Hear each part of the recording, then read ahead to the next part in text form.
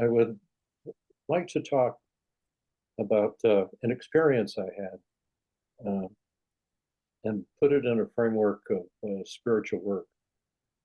Uh, a rising energy practice is a tantric practice based on traditions of Kashmir Shaivism.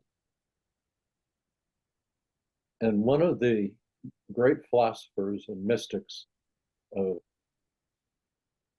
this tantric tradition is a man who lived in the late 10th and early 11th century in India by the name of Abhinava Gupta.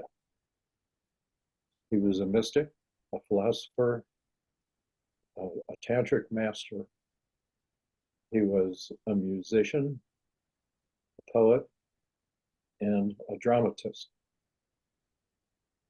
And he developed a system, and I'm going to read it so I get it right. A system called Rasa. And this is the universal bliss of the self or Atman, colored by the emotional tone of a drama. And he developed this system and pretty much said, if someone produces a drama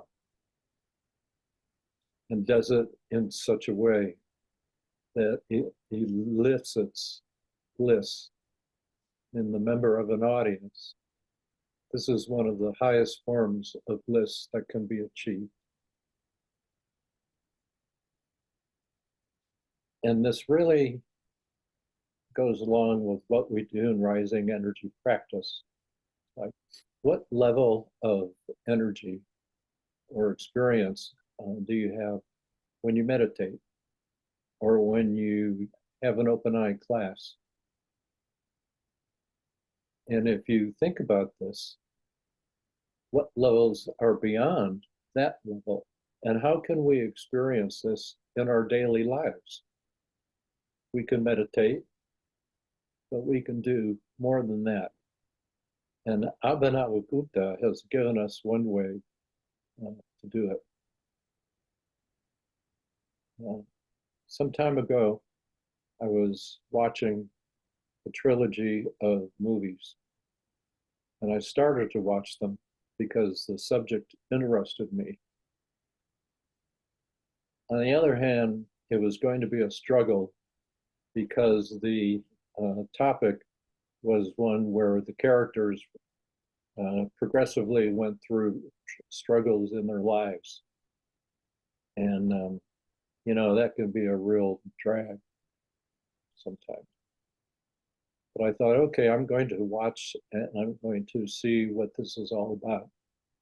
And as I started to watch, I was doing my typical judging and critiquing and reacting to the drama in ways that just continued patterns in my life. But at the same time, I realized that these struggles were mine and mirrored my life incredibly closely.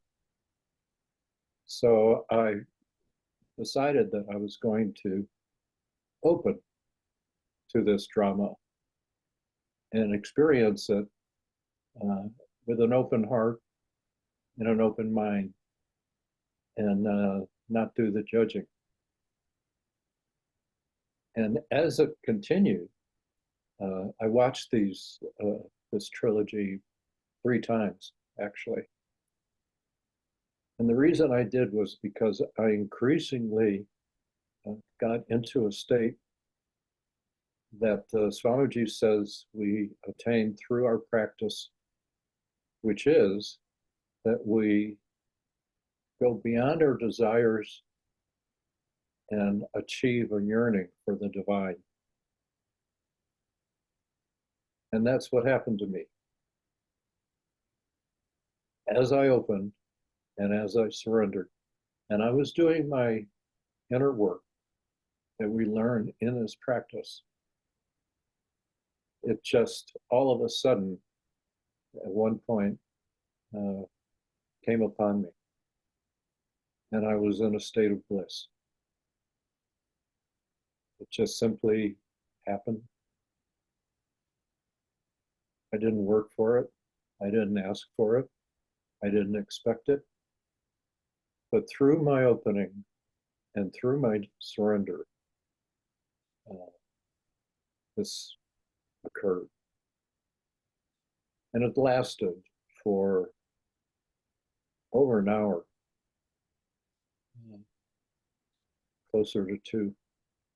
No matter what I did, no matter what I thought, no matter what was going on, I had this. It was the most joyous, completely blissful experience that I've ever had. And that's what I wanted to share with you today. This practice, this tantric practice, Rudy called it Kundalini Yoga. Swamiji calls it rising energy practice. It's an extraordinary opportunity to go within ourselves and transmute whatever obstructions and limitations we have within ourselves to achieve a connection with the divine.